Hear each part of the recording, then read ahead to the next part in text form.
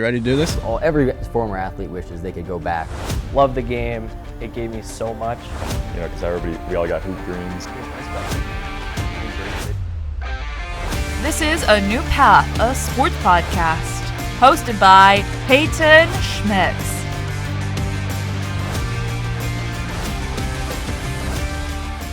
What is going on, everybody? We're back with the New Path podcast, a sports podcast, and today I get to have a great guest on.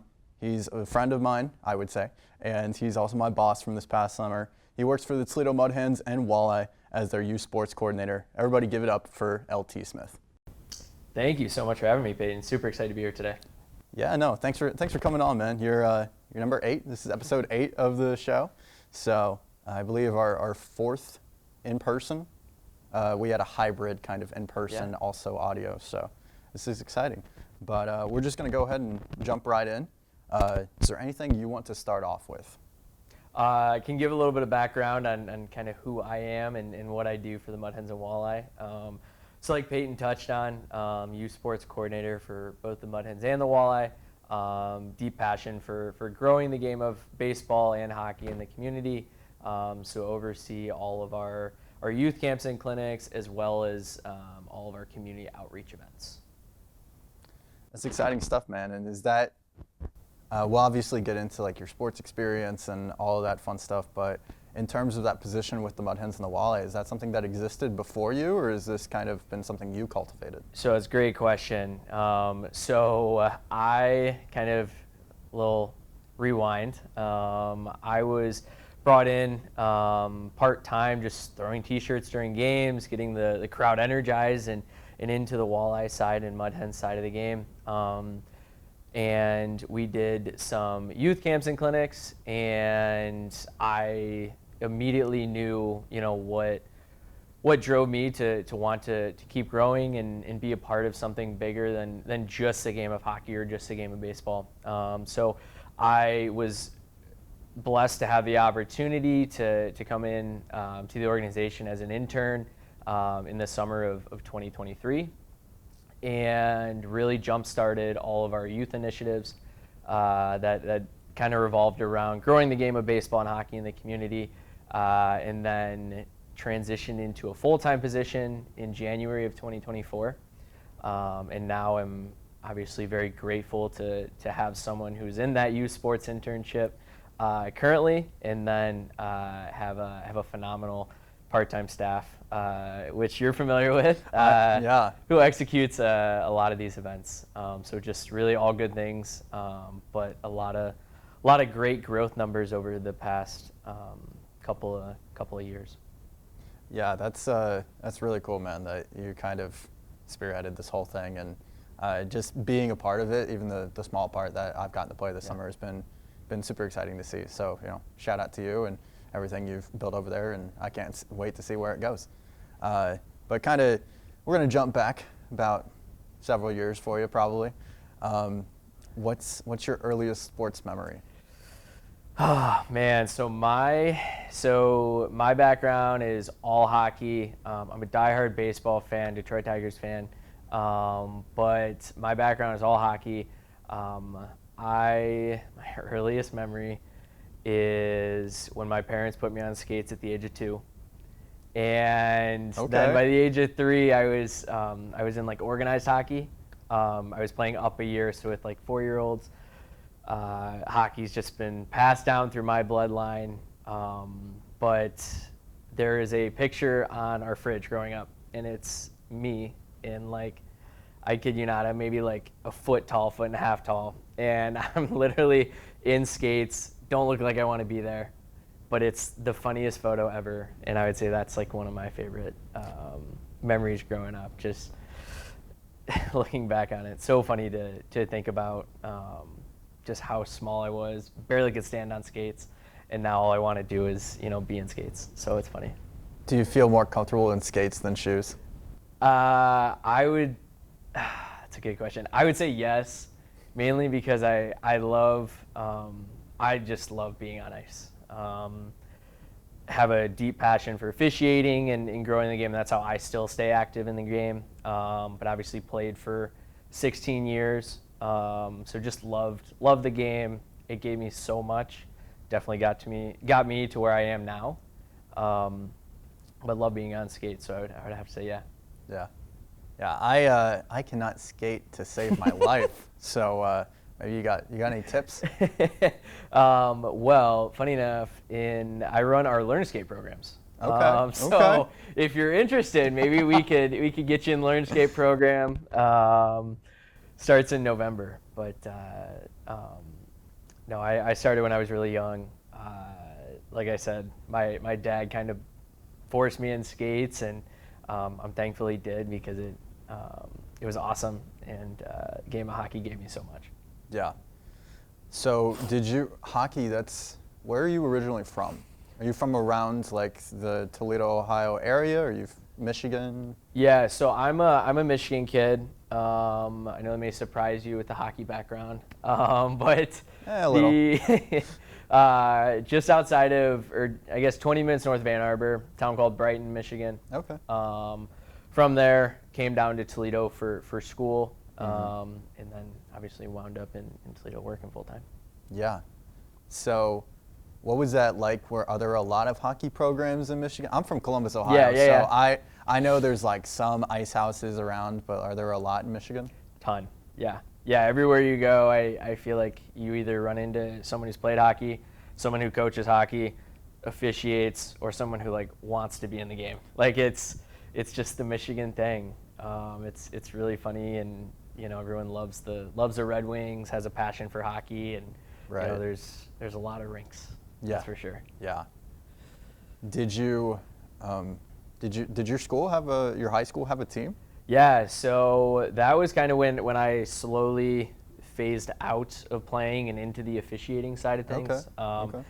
I played from the age of 3 up until my junior year was my final year. So Okay. I was a captain of the team the junior year.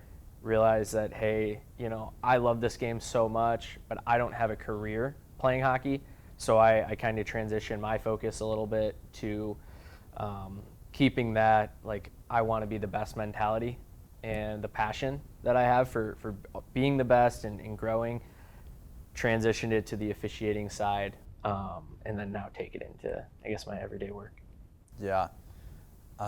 So you stopped playing your junior season was your final year. Yep. How did that impact you? Did it, was that, because it seems like it was a pretty confident decision you made, so it wasn't like it was ripped away from you because of an injury or something like that. Can you speak on that? Absolutely. So my junior year, so I went to Detroit Catholic Central High School, played hockey there. My junior year, I'll never forget it. So we lost in the semifinals of the state title tournament. So tough loss. That's rough. But I'll never forget it because as I was skating off the ice, your season's done. At that point, I kind of made the decision. I'm like, hey, I don't have a future here. I want to transition into spending money playing hockey to now making money officiating. And Right. Live that dream out and have fun traveling the world doing that. But as I'm skating off, I turn around and I look at the ice and I'm like, wow, this is really, it's here, and I guess that's one piece of advice that I would give to a lot of the kids is it sounds so cliche, and I'm sure all your parents say it to you, that you don't realize how fast time goes. Yeah. But that was my moment. It's I turned around. We just lost in the state tournament. We were one game away from potentially winning a state title. And I was like, wow, my hockey career's over. Yeah. Humbling moment, but it's For sure. it was one that really hit home with me. Definitely humbling. I was a baseball guy, Yeah. so I kind of understand that a little Yeah, bit. yeah. And everybody's got a different experience of leaving the game they Right. loved. Some do it willingly, some do it without really Yep. wanting to. It's kind of torn away. Yeah. But overall, it seems you're pretty happy with your decision. You don't have any regrets on when you racked up you didn't rack up the skates, but you racked up the stick. Yeah. I think the decision for me was, obviously it's never an easy one, right? Right. the people that say, oh, it was such an easy decision to stop playing, like, no, Yeah. like, it's not. The decision was easier for me because I knew that, hey, like, I can focus on officiating. Like, I went full bore into that career path, and basically throughout my whole college education, like, I was taking classes Monday through Thursday, either Thursday night or Friday morning. Like, I was either hopping on a plane to go referee college or junior hockey, or I was driving like 7 hours. And I would go skate at these like just awesome venues. And like, you know, it's junior hockey, it's college hockey. You see these towns that you would never see, but like, Right. yeah, in like normal life. And yeah. it's like, you meet amazing people all the way around, and everyone just loves the game, and don't have the ability to travel as much as I used to for officiating. But like, that was my way of giving back to the game. Right. That gave back to everything. Like right now, in addition to, you know, doing all of our youth activities that we do, like, I mentor younger officials Okay. to get them to where they want to be. So there's, you know, it's very out in the open that there's lack of officials in a lot of sports. Yeah. Hockey's one of those, because skating is difficult. Being yelled at is even more difficult. And That's for sure. So it's discouraging, right? Like, Yeah. you know, I started officiating when I was 11, and it's discouraging for those who like are nervous or aren't super confident. And then you have these grown adults yelling at you from behind the screen. Like, Yeah. you know, it's frustrating because as much as I want to do, like, I can't change it, but everyone's tough behind that screen, Yeah. you know, so. And you're 11 years old. Did you ever have a crazy story? I have a couple of really crazy stories.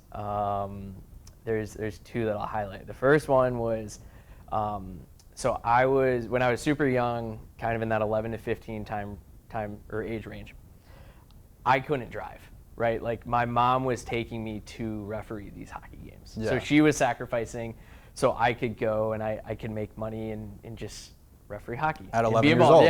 old. Yeah. Extra ice time. But I Yeah. was still playing. And I'll never forget it. So it was at an arena in Michigan, and there's like an overhang balcony. Okay. And like I said, I'm in that 11-15 range, don't remember exactly.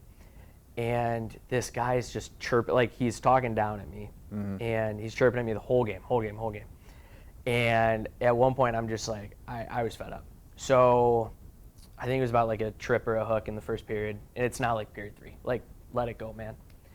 And he's still chirping at me. So at a stoppage, I grab the puck, and I point at the whole balcony, and I'm like, you guys are all gonna leave the balcony, and you can thank him on the way out. And everyone's like, just like starstruck. And the dude is like, he was just standing there, and he's like, I can't believe this like 11 to 15-year-old just threw me out of the game. So cleared the balcony. Wow. And then like on the lovely car ride home with your parents, my mom was just like, I was stunned, and I wasn't even on the balcony. My mom was like, what was going on? Was she impressed or disappointed? Very impressed. Very Okay, impressed. okay. Yeah, she was happy, but it was just something super, super funny. Reflecting back on is like, you have because where else would a 50 or 60-year-old guy be kicked out of an area by right. like an 11 to 15-year-old, right? Right. That's crazy. Yeah, super funny, and kind of touching on like some of the travel stories is a couple seasons ago, I was fortunate enough to be selected to back-to-back national tournaments, and in 2023 I officiated the 15U national title gold medal game, and that was in Michigan. And then the following year we went to San Jose, California, Okay. And All right. was fortunate enough to be selected to do the 18U gold medal national title game. And after I did that game, I had kind of that, similar moment of like, hey, like this is probably my last time where I can like really take a week, go out to San Jose, referee hockey, and then do a national title game. And it's like that, don't have the flexibility anymore to do that. Right. So kind of two really cool stories. Yeah. No, that's definitely a unique experience. I mean, all the way to San Jose, California. Yeah. I mean, that's crazy. Yeah. And was that like a paid trip, or was that out of your pocket, or? Yeah, so they kind of provide a stipend. Okay. Cover some travel costs, some meals, etc. They cover hotel. Yeah. And then obviously you're tasked with like booking your flight, etc. And then I was there for 5 or 6 days. Basically, they bring in a larger pool of officials, and then the teams competing, they obviously have the games and they have like the round robins, and the officials are all working those games, and then it's performance based going forward. So it's like you could be there 4 days, and you have to change your flight. You could be there all 5 or 6 days because you worked the national title game. So it's like it's a hodgepodge. Had a good week. Was really just like a full, just awesome memory. Never forget it was at the San Jose Sharks, not the NHL team themselves, but the Barracuda. Okay. Their yeah. AHL affiliate. That was where the gold medal game was held. So such a cool barn to skate at. That's awesome. Yeah. It sounds like a really unique experience. Yep. Do you still officiate, right? Yeah. So right now, it's more of staying semi-local-ish. Right. I do a lot of the college club hockey in this area. I've done the BGUT games before on the hockey side. I do a lot of the top tier college club up in Michigan. Just staying active. Still love the game. Still love doing it. Just don't have the flexibility to travel as much anymore. So Yeah. I mean, no week trip out to San Jose, right? no, I wish. But no, a ton of fun. But it's kind of that same moment with the playing career. It's like had a ton of fun, enjoyed it, but man, does it go fast. Yeah, it definitely goes fast. Everybody who's come on, they all have the same sort of story, right? Mm-hmm. It's like, I was playing, I was having a good time, and then realized time was up and went ahead and, wrapped things up. But why do you think that is, that a bunch of athletes, like, because everybody seems to be okay with it. Right. Nobody's really regretful and everything like that. Like, everybody's okay. Why do you think that is? Yeah, I would say from my point, it's more of like sounds cliche, but like changing of the guard. It's like you see your parents do it, you see your teammates or your friends do it, and it's like, hey, like at some point, like bills add up. They do. They do. But it's like it's the changing the guard. It's like unfortunately we're not all in the 0.00001%. Yeah. Who can do this for a living? And as much as we wish we were, like I would rather get ahead of the reality than play catch up behind it. Did you ever try to go pro? So I never. I mean, you stopped your junior year, so. Yeah, so I never tried to, but when I had all those trips and I was like flying everywhere, like been to North Dakota a couple times. You didn't think there'd be hockey in there. Yeah. There's hockey in North Dakota. Oh, there's South Dakota. Yeah, it's up the northern part of the country. That makes sense. But it's like, I've done the junior leagues, refereed in the North American Hockey League, and done the junior cycle, and it's like I was never good enough to play in those leagues. Mm-hmm. Nonetheless, play at a professional level. Right. Was very, in my opinion, good at officiating, but never had the playing side of things. So no no putting your skates on for the Toledo Walleye, huh? No, I let Emergency goalie? I let I let Spike do that. Spike does a good job, but no, goalies are crazy people, man. Yeah. Let them do their thing. Yeah. What I'm realizing now, we haven't even talked about this. What position were you? I was a defenseman. Okay. I was a defenseman growing up. So, yeah, wanted to play forward. Was not a forward. Found that out quickly. Didn't have the speed? No, not a speedy player. So I was a defenseman, but have like good vision of stuff. So Yeah. Obviously with the referee being able to vision these. Right. So Were you a big fighter? got into a couple fights. My front 2 teeth are about 50% fake. Okay. Maybe 75% fake, but regardless, got in a couple of fights. Nothing crazy. Nothing that bad. No. How old were you? Do you remember? I don't. It was kind of scattered throughout, like kind of that, mostly high school. Mostly high school. Yeah, mostly high school. Yeah. I was about to say, I don't really see like 10-year-olds going at it. Yeah, not too often.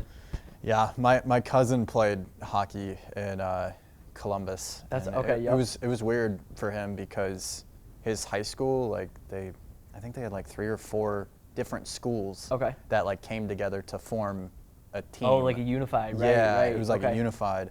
And so it was like he went to Jonathan Alder High School and was playing for Hilliard or something like that. Yeah. And there was one time I went to his game and he full on just came out of nowhere and body checked the guy and got into a fight. And I looked at him after. I was like, dude, what were you doing? He's like, it's hockey, man. Dude, It's say your 5 minutes, and get back at it. Yeah. That's awesome. No, that's I loved hearing him tell stories about hockey because it was like he just had so much fun with it. Yeah. I mean, so you played hockey, obviously. That's like your big thing. Did you ever pursue any other sports when you were in like middle school or high school, or was it always hockey? So growing up, I obviously hockey. I wanted a summer sport, so I took up lacrosse. Okay. Yeah. The vision You're thing like my cousin. yeah. Yeah, he did the same thing. Really? Yeah. Yeah. So a lot of hockey players either play baseball or lacrosse. Yeah. I fell in the lacrosse bucket. Played lacrosse growing up, loved it. I was not a very tall kid growing up. Still not very tall. And I played the attack position in lacrosse. And all the defenders or defensemen were like 6'3", 6'5", like just beasts. Yeah. I don't know what they were feeding these kids.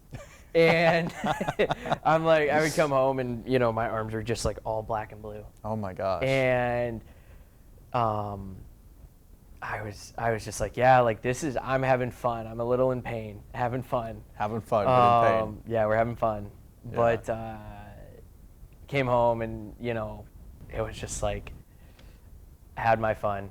And then I transitioned and started playing golf. Okay.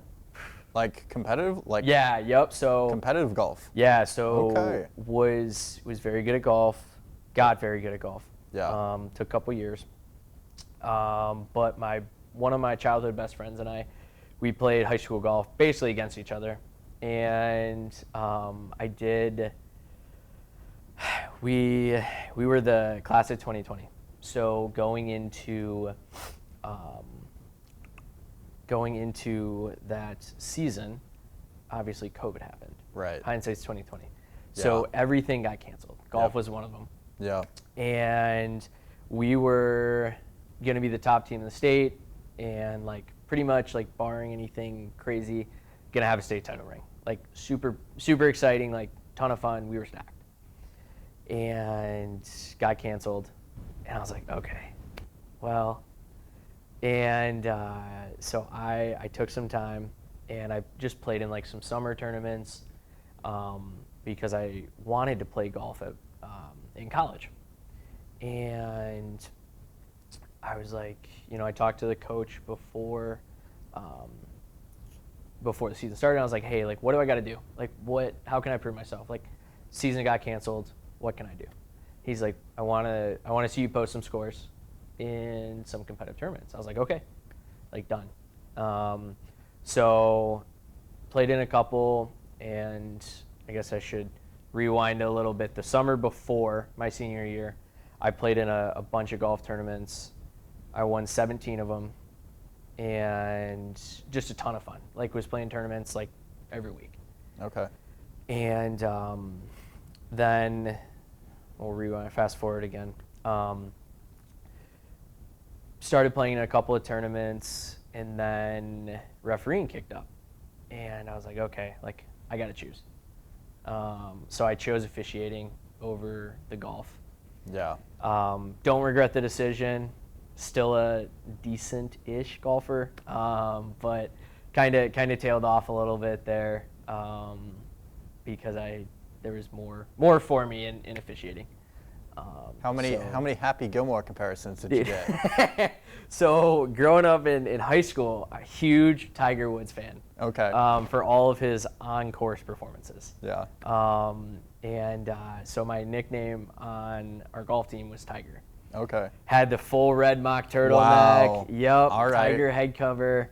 All right. Yeah. Wow. Yeah, it was intimidating for the other high schoolers. I'm sure it was.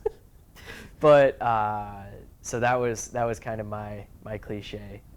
Yeah. My nickname was Tiger. Not wearing a hockey jersey out there. No. Did not have the stick putter. But yeah, so Tiger was my nickname in high school for all the on-course stuff. Yeah. Do you still golf? I do. Not a ton. The free time is few and far between now. Yeah. But, responsibilities. Yeah. You know? Yeah. Those bills, right? Yeah. Still do golf. Not as much as I want. Right. But ton of fun. Strongly recommend getting into golf because it's like you can play when you're 80. You can play That's when true. you're 20. Yeah. And it's always gonna be fun most of the time. And Most of the time. you can play with anybody. Yeah. So. Yeah, I got that baseball problem, which everything just slices. Yeah. And it's like I go out there and I'm like, I want to hit the ball as far as I can, and just trails off. Banana split, maybe. Going off, you have no idea where. Yeah. Kind of, as we get close to the end of the episode here, I do want to ask you, Yeah. do you have any words of wisdom or advice you would give to maybe athletes coming to the end of their career or trying to figure out what they're going to do next? Do you have any suggestions or advice? Yeah. One of the biggest thing that's helped me is, I've been fortunate with having mentors in my life of people helping me get to where I am. But one thing that really drives me is I will not stop until I'm the best at what I do. So I'm sure you see it, and you saw it this summer. Yeah. But it's like I am very driven on being the best at what I can be, and I'm an extremely competitive person. I want to be the first at doing this, the first at doing that, the best at doing this, etc. I got that from playing hockey, from officiating, from all the sports that I did growing up, because you train and you work out and you practice for one reason, that's to be the best. And so I took that mentality into my work and what I do. And it's like a great example is everyone in our office is supposed to show up at 9. Yeah. Right? Like that's the 9 to 5, the typical work Yeah. hours, right? Yeah. Most people usually show up around between that 9 and 9:15, like nothing too strict. Yeah. I am there 99% of the days at 8:30. And it's like the little things, the wanting to be the best, the strive for greatness. Sounds cliche, but it's so true. Is going to separate you from others and is going to get you further in life and in your careers, etc. Now that take the mentality from playing and carry that over into your professional career. Yeah, no, definitely. That's some good stuff, man. Yeah. That's some good stuff. Are you a big social media guy at all? I'm a huge LinkedIn guy. LinkedIn. Okay. So I know that's probably not a very popular take, but it's getting there. It's growing. It's growing. growing. One of my big recommendations to everyone that I talk with when I talk at colleges and give presentations about opportunities just for jobs. Yeah.